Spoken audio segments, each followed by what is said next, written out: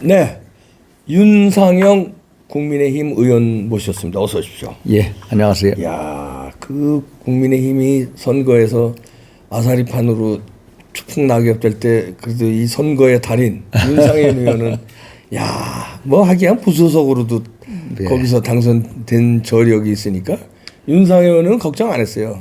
어떤 일이 있어도 그 당선되니까. 어떻습니까 이번 선거 어떻게? 제가요. 사실 당 공천을 12년 만에 처음 받았습니다. 에? 12년 만에. 아 지난번은 내가 알지 그 무소속. 근데 8년 전도 무소속. 에? 8년 전에는 무소속. 8년 전도 그랬나? 8년 전에는 무소속, 4년 전에는 무소속. 이야. 제 이 박근혜 대통령 모셨다는 이유로. 아 그랬구나. 당권 정지도 당했고 지구당 위원장도 박탈당했고. 그랬네. 계속 공천 탈락됐는데 이제 무소속으로 연거푸 2번 살아오고 요번에는 이제 당 국민의힘 공천으로. 공천을 받았는데 사실 작년 제가 여름부터 수도권 위기다. 빨리 수도권 위기의 본질을 알아보고 빨리 진단하고 처방전을 제시해야 된다.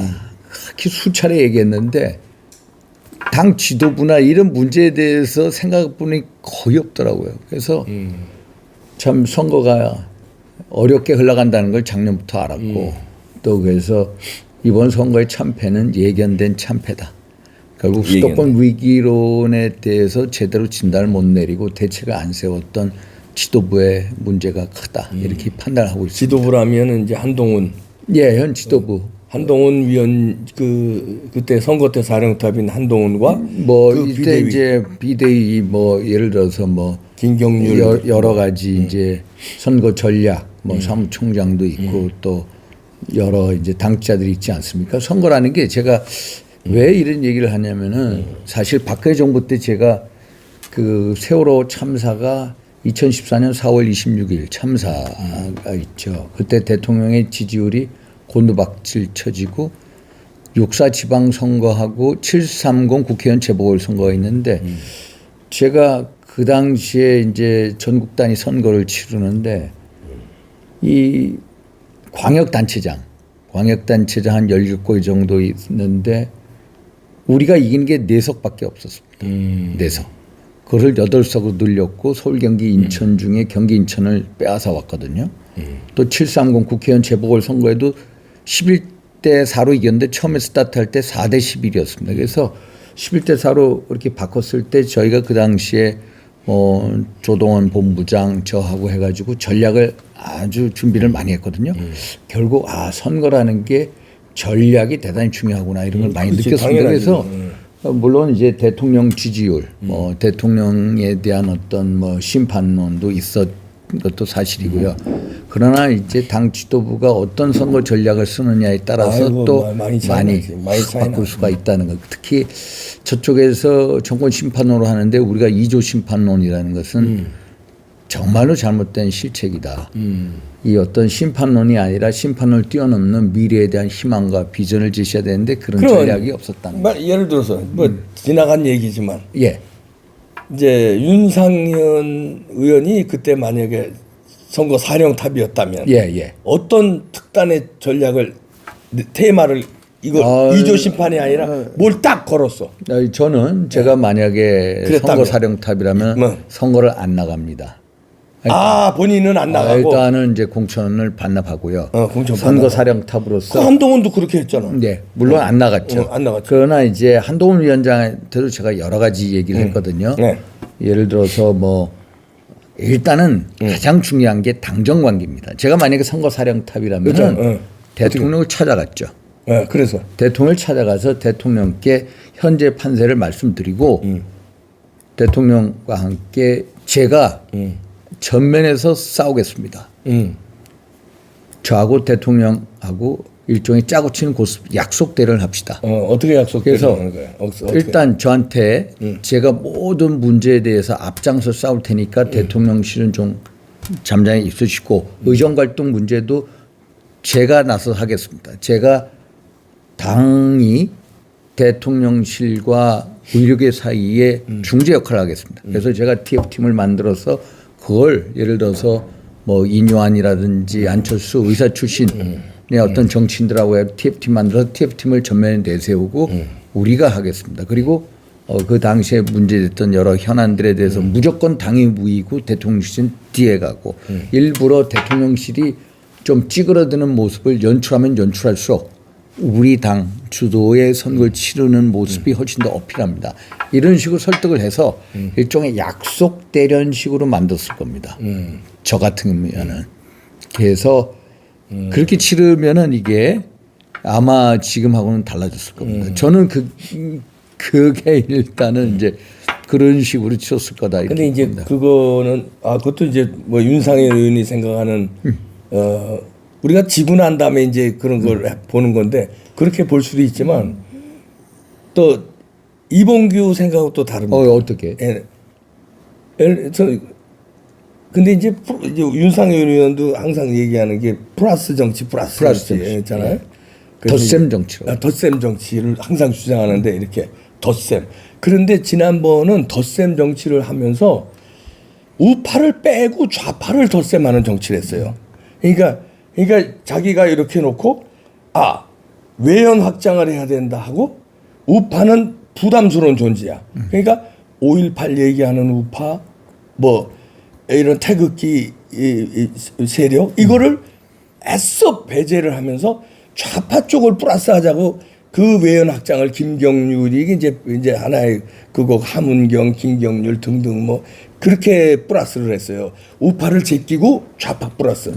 그러니까 플러스를 하려면 좌파를 제끼고 우파 플러스를 해서 예를 들어서 태극기도 다 안고 그다음에 진정한 보수 우파의 기치를 내걸고 아스팔트를 다 끌어안고 그러니까 5.18에 대해서 강경 발언한 사람들을 우파의 전사들로 인정해주고 이랬으면 나는 집토끼들이 완전히 응집해서 윤석열 당선시키듯이 그때 상당한 응집이 있었거든요. 그랬는데 이번에 페이는 집토끼들이 선거에 안 나간 거 투표장에 야야야야 제보쳐라 야야 김경률이 같은 놈들 함은경 같은 놈들 좌파 들여다 놓고 야야 도태우 뭐 다 잘렸는데 야야야 안 나가 실진 내 주변엔 우파가 많잖아.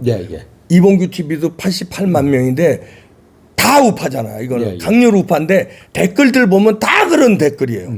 그래서 그 민심은 난 읽은 거야. 그래서 중요한 게 뭐냐면은 우파로서 어떤 대통합이 우선이 그렇지. 그걸 바탕으로 중도 외연 확장을 해야 됩니다. 근데 우파 통합을 근데 이제 못했잖아. 우파 통합을 못한 게 어떤 뭐 과거의 발언 한참 된 발언을 가지고 여러 가지 내치고 잣대를 들이고 한 거 뭐 몇몇 분들이 있지 않습니까? 그거는 과면이 있다는 거. 그렇지. 과면이 있는 것도 사실입니다. 저 같으면 그렇게 안 했을 거예요. 그렇지. 그 맞아. 일단은 우리 보수 우파 쪽에서 대통합의 바탕 위에 중도 외연 그렇지. 확장하는 것도 대단히 중요합니다. 그래서 맞아. 이제 물론 함은경, 김경률 그분들이 뭐해서 나쁘다라는 거 아니고 그분들도 그분 나름대로 상징적인 의미로 그분들도 나름대로 어떤 수도권 싸움에서는 역할이 있다는 거. 사실 솔직히 결국은 우리가 250뭐 5개다 4개다 지역구가 있지 않습니까? 그 싸움은 어디서 오느냐?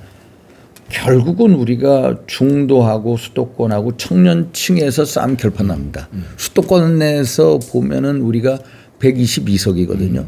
대전까지 129석입니다. 129석 중에 우리가 몇 석거든? 19개 얻었거든요. 19개. 지난 4년 전에는 서울, 경기, 인천, 대전까지 128석인데 16개 얻었습니다. 그래서 일단 싸움은 수도권에서 이루어진다. 수도권. 네? 수도권에서 일단 이기기 위한 전략으로 그분들을 썼는데 그런 어떤 중도 외연 확장이 우리의 원래 우군을 제끼고 하는 그 전략이 아니라 우리의 우군들을 껴안고 하나의 토통업이라는 바탕 위에 반대로 얘기하면 예. 민주당이 압승을 한 거 아니에요?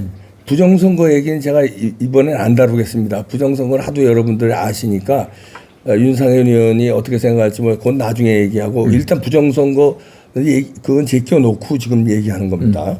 자 이제 어떻게 하냐면 그 뭡니까 이 만약에 뭔 얘기야 조금 전에 뭔 얘기했지 보수 대통합 보수 대통합 중도 외연 확장 보수 대통합이 이루어졌다면 예, 그러니까 예를 들어서 그 김경률이가 문제가 일으켰잖아요. 그 마리 앙뚜아네트. 이럴 때, 그거는- 예, 그럴 때 이제 이거예요. 이제 자세가 그때 한동훈 위원장이 김경률을 아끼지만 비대위에서 제끼고 비대위 사퇴시키고 그냥 마포을 그건 출마하게 냅두는 거야. 한문경이 다시 오는 게 아니라 어차피 거긴 버린 카드가 된 거니까 거기서 그럼 좌파의 이념으로 저 정청래랑 싸워라. 좋다 이거야. 그러나 당신은 비대위의 자격은 없어. 여기서 비대위를 사퇴하고 마포울은 출마시켰어야 되는데 반대로 했어요. 마포울을 제끼고 이게 자신이 없으니까 정청래한테 거길 제끼고 비대위를 잡고 있는 거야.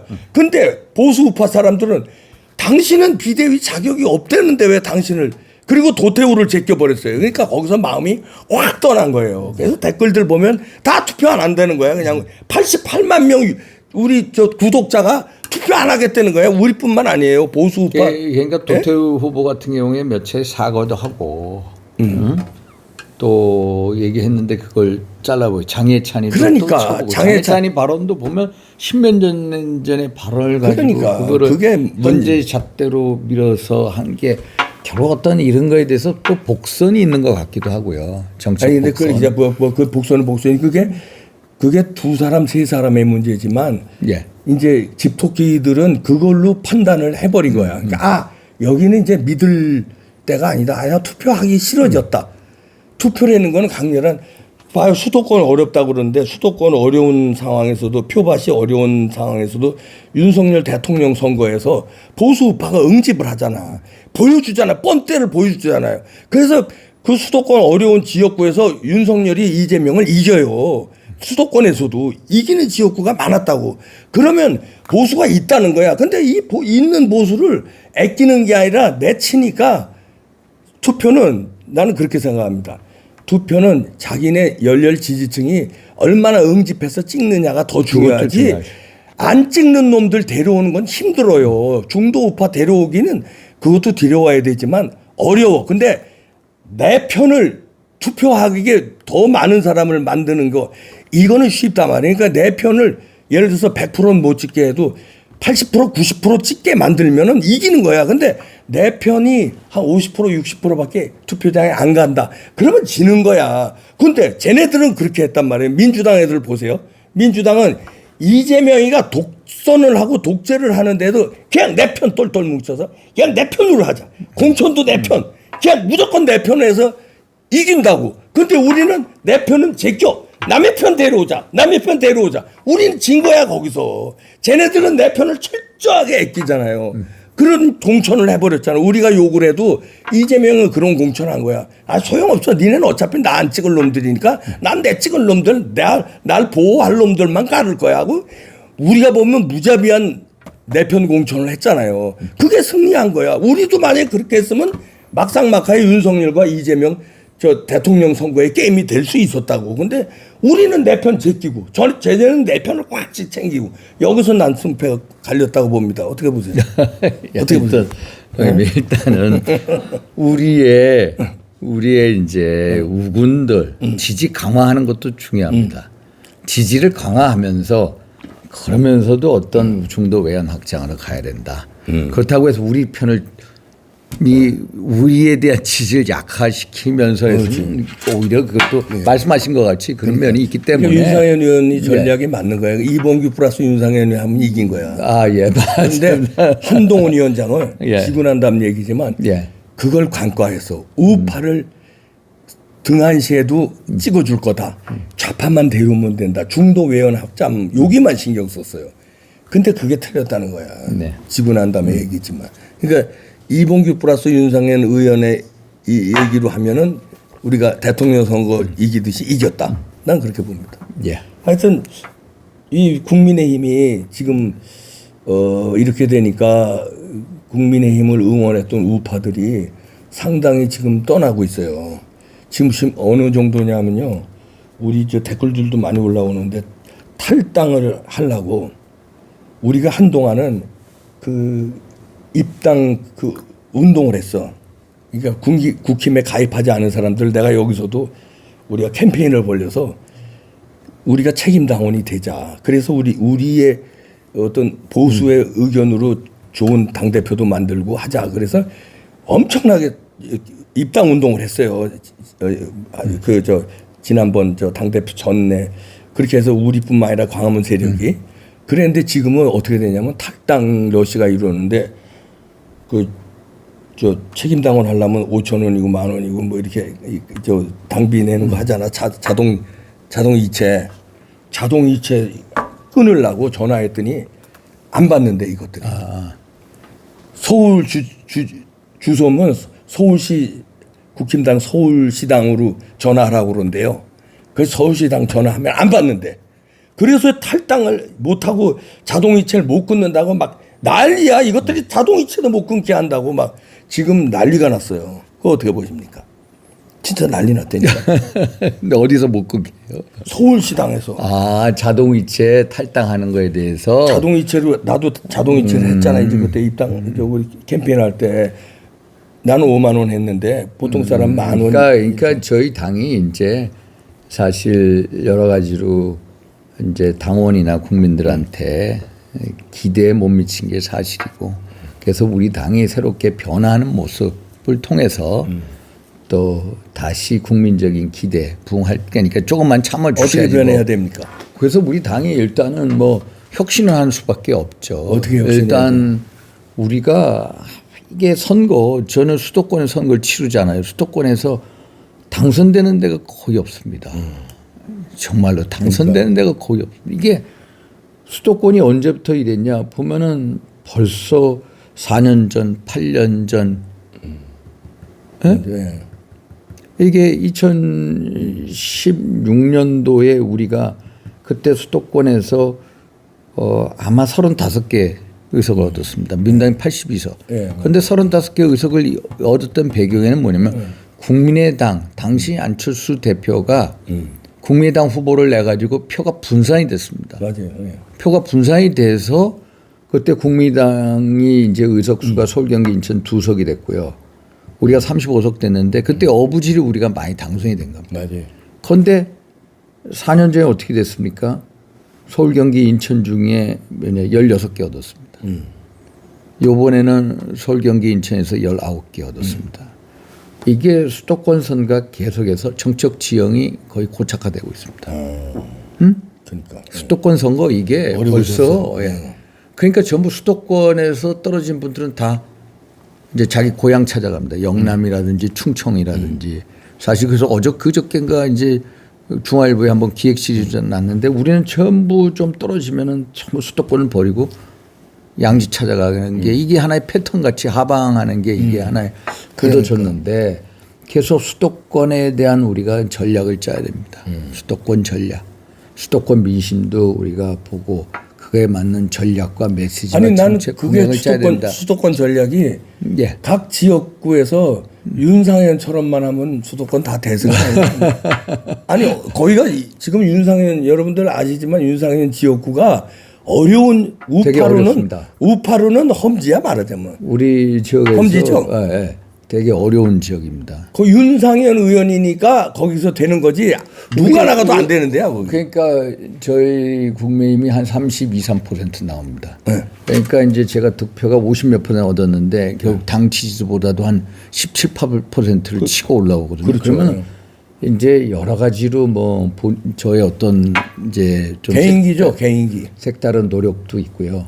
또 저를 중심으로 우리 이제 지구당 당자들 의원들이 똘똘 뭉쳐 있는 것도 있고. 그거를 해야 된다니까. 네, 똘똘 뭉쳐 윤상현처럼 다른 수도권 지역을 그렇게 하는 전략을 하면 네. 많은 데서 박빙 지역에서 이길 수 있단 말이에요. 네. 근데 이분들이 그렇게 안 하고 그렇게 하는 사람은 내치고 네. 예? 공천 줄 때 윤상현처럼 지역구에서 진짜 열심히 해서 혹시 지난번에 졌어도 아슬아슬하게 진 사람은 더 조직 강화해서 이기게끔 해줘야 되는데 그걸 안 하고 내쳐버려. 그러니까 이제 수도권 선거를 보면 수도권, 예. 이게 사실 공천이 선거 전에 2개월, 3개월 전에 하면 너무 늦습니다. 그러면 안 돼. 싸울 시간은 안 주잖아. 제가 만약에 당 대표라면 공천을 아마 적어도 6개월 전, 그렇지. 1년에서 6개월 전에 해야 됩니다. 왜냐하면 민주당 의원들이 거의 다 4년 동안 이제 가라앉은 가리를 해 왔고요. 그렇죠. 사실 제가 4년 전에 제 옆지역구에 제가 무속 나갔을 때 옆지역구에 전희경 의원을 공천했습니다. 예. 전희경 의원이 공천을 받았는데 선거 한 50일 전에 들어왔어요. 그때 그 저쪽 후보가 나오면 허종식이라고 한겨레 신문 기자 출신 정무부시장이에요. 이 어떤 대중적 인지도는 게임이 안 돼요. 안 되지만 안 되는데 이 사람은 계속 지역 활동을 해온 거야. 자, 가라졌지. 그런데 그 당시에 그 정의당 인천시당 위원장 문영미라는 후보가 나와서 유효득표 7% 이상을 가져갔어요. 그런데도 얼마로 졌냐? 8,800표로 졌습니다. 8,800표. 지금 유정복 시장님도 그때 선거에 나섰습니다. 유정복 시장님이 다시 이제 그때 이제 우리 시장이 낙선한 이후에 지난 4년 전에 남동 갑이라는 데 선거 나왔는데 이분도 선거 한 2개월 전에 거기 들어갔는데 맹성규 의원 들어보셨어요? 네. 맹성규 의원하고 붙는데 얼마를 주냐? 한 14,000표 주셔야죠. 졌어요? 네, 졌습니다. 14,000표. 맹성규한테? 그때도 14,000표.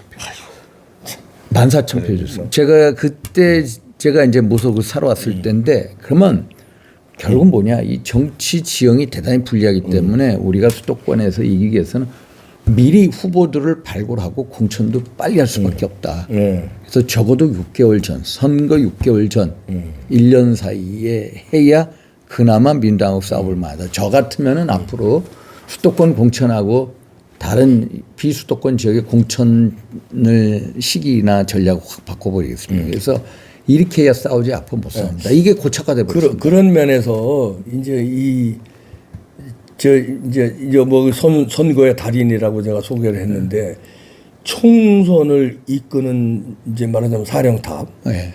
그는 선거의 달인을 넘는 이걸 알아야지. 대통령 선거하고 다른 것 같아요. 대통령 선거는 내가 나가는 거야. 예.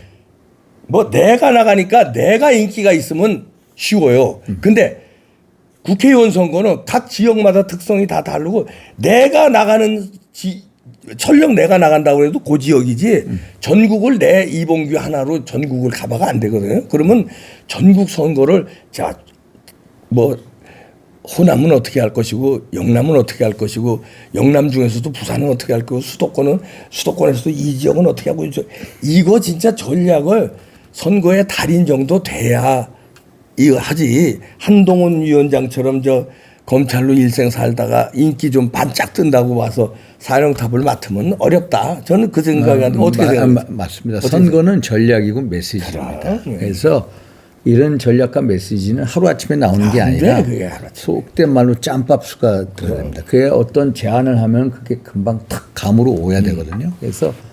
그래서 전략가가 필요하고 또 이 어떤 안상이 필요한 것이 그게 어떤 인기 있는다고 되는 게 아니다. 아니 축구도 맞아. 아니 축구도 저 전략이 좋은 감독이 잡으면 우리나라 축구 4강도 가는 거고 인기 아무리 있으면 뭐해. 차범근이 인기는 히딩크보다 더 있지 우리나라 사람한테. 인기 있다고 잘하는 게 아니거든. 감독은. 이게 달라요. 그래서 저는 이제 한동훈 위원장의 인기를 어떻게 선거 전략화하느냐. 그래서 비공개 이제 선대위 회의에서 이제 뭐 윤재옥 의원 뭐 이제 원내대표였죠.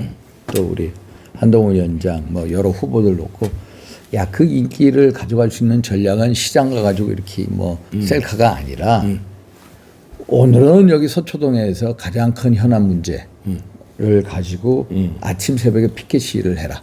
그리고 언론인들한테 알리지 마라. 지나가는 사람이 그걸 찍고 알게 돼 그때 언론이 올 거다. 그 다음 날은 또 저희 지역에 한번 오셔서 현안 문제 가지고 그것도 해라. 괜찮다. 그래서 당신의 인기를 계속해서 엮어가면서 한동훈의 숨은 그림 찾기로 가는 게 훨씬 더 전략적이다. 요즘 선거 진담에 그거 하고 있더라고. 그래서 도서관에서 책 읽고. 제가 그거를 제안을 했었는데 우리 같으면 이제 이런 거 탁 얘기 들으면 탁탁탁 오거든요. 나도 근데 딱 이제 오는데? 모르니까 그게 안 들어오거든요. 난 딱 왔는데. 오지. 딱 왔는데. 그러니까 우리 형님도 그거 하셔야 돼. 선거 전략. 내가 조지 워싱턴에서 그러니까 선거 전략 공부한 사람 아니야. 하여튼 아니 근데 그러면 이제 한동훈 위원장이 자 이제 요번에 당 대표로 나올 것 같아요. 이제 폼이 그러면 이 국힘이 지금 어려워졌는데 이거 추스리고 윤석열 정부에 남은 3년 뒷받침을 잘하고 대선까지 한동훈 위원장이 잘 갈 수 있을까요? 어떻게 보십니까? 그게 쉽지는 않을 거예요. 왜냐하면은 이게 제가 한 가지 예를 들면은 우리 황교안 전 대통령 대행을 한번 말씀드릴게요. 이분이 2018년도 말에 이제 친박 의원들 우리 모여서 이분을 당 대표로 밀자. 그때 이제 뭐 유기준 의원부터 박대출 의원 이런 분들이 나섰는데 제가 그때 이분한테 말씀드리기를 권력에 대한 준비가 우선입니다라고 했는데 결국 그분이 들어오셔가지고 한동안 이제 막 지지도가 20%막 이렇게 되지 않았습니까? 그런데 대표를 하시면서 결국 그 인기가 주르르 계속 내려갔어요. 그래서 이게 쉽지가 않습니다. 권력에 대한 준비, 정치에 대한 준비가 가장 우선이고요. 그래서 쉽지 않은 게임이지만 본인의 의지로 하는 겁니다. 정치라는 건 의지가 중요한 거지. 한동훈 전 위원장의 의지는 어떻게 이렇게 의지는 강한 것 같아요. 의지는 있는 것 같아요. 의지는 강한 것 같아요. 근데 어떻게 의지는 강하고 결국 이제 대통령하고의 관계도 잘해 나가고 그러면서 어떤 당의 어떤 리더십, 대표라는 것은 리더십이고 또 어떤 비전 제시고 이 당이 어떻게 가야 되는 방향을 제시를 해야 되거든요. 대통령하고 관계는 어떻게 돼요? 대통령하고의 관계 가장 중요하죠. 그 어떻게 해야 돼요? 대통령하고의 관계는 저는 이렇게 생각합니다. 일단 두터운 신뢰가 우선입니다. 그럼 그래야 돼요. 신뢰가 없으면 안 됩니다. 두터운 맞아, 신뢰 그래야 속에 허심탄회한 대화를 통해서 일종의 약속되는 식으로 가야 그게 가장 깨져서 그게 이제 그게 깨져서 안 되는 그걸 거예요. 어떻게 깨진 줄 아세요? 어떻게 깨져? 아니 당연히 알지. 국민들은요. 정치인들은 국민들이 잘 모른다고 생각하지만 국민들은 알아. 그것 때문에 한동훈 위원장 처음엔 신드롬이 쫙 일다가 선거 때 보수가 많이 투표장에 안 나간 게 윤석열 대통령과의 신뢰가 깨진 걸 봤다니까. 그래서 가장 중요한 건 대통령하고의 두터운 신뢰가 맞아요. 우선이고요. 그 다음에 그 신뢰를 바탕으로 허심탄회한 대화. 그러면서도 서로 멍군 장군하는 식의 약속대로는 가야 이게 성공할 수 있다는 거. 맞아요. 그게 이제 저의 진단입니다. 네, 그게 맞아요. 그 진단 잘한 거예요. 그래서 한동훈 위원장이 지금이라도 만약 그 어려워 보이지만 다시 가능하다면 윤 대통령과의 신뢰관계를 먼저 구축해야 돼.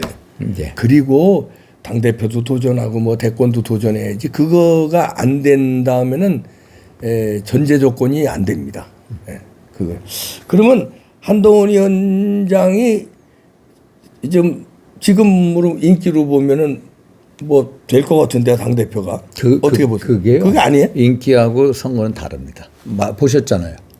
아니 당 대표 선거는 또 다르잖아. 이게 다르다는 게 달라?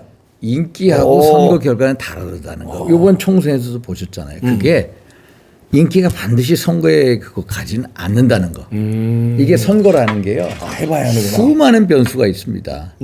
당 대표 선거도 당대표 선거도 마찬가지입니다. 그리고 그 예를 들어서 뭐 2개월 동안에 그 수많은 사건이 터지고 그 수많은 사건에 대해서 적절히 대처 능력이 중요하거든요. 정치는 어떤 위기 시에 그 위기를 관리하는 능력, 위기 관리 능력이 가장 중요합니다. 그래서 이런 거에 대해서 이제 준비가 돼 있어야 된다. 이런 말씀을 드리는 겁니다.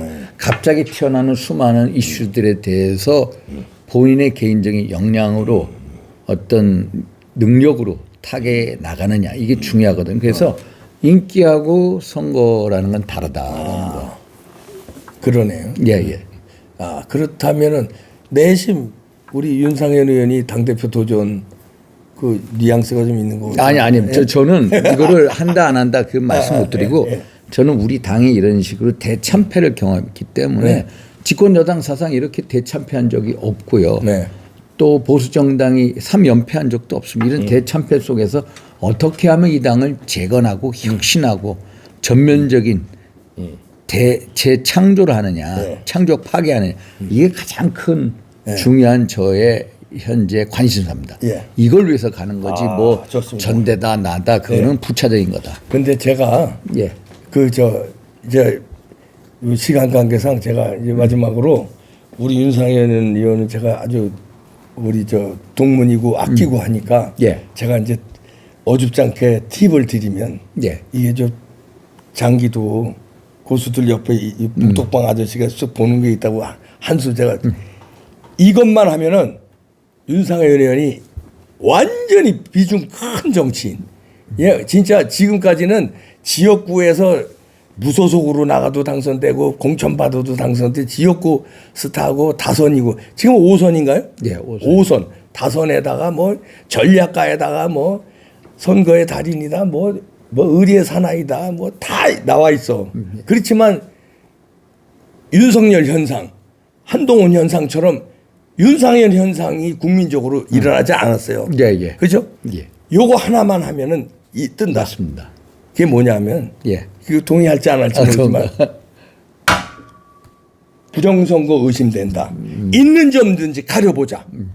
이거 총대 메고 나서면 내가 내 감이 있다니까. 그러면 윤상현이 일약 영웅되고 보수우파에서는 독보적. 한동훈이고 나발이고 누가 와든 상대가 안 되게 완전히 신드롬이 인다. 어떻게 보세요? 그래서 우리가 사실 부정선거 이 문제에 대해서 이제 한번 당 내에서도 뭐 논의하겠다 안 하겠다 여러 얘기가 있는데 하여튼 우리 형 말씀 한번 듣고 고심해 보겠습니다. 네. 아니 진짜요? 아, 진짜네. 예, 아껴서 하는 말입니다. 예. 윤상현 의원이었습니다. 감사합니다.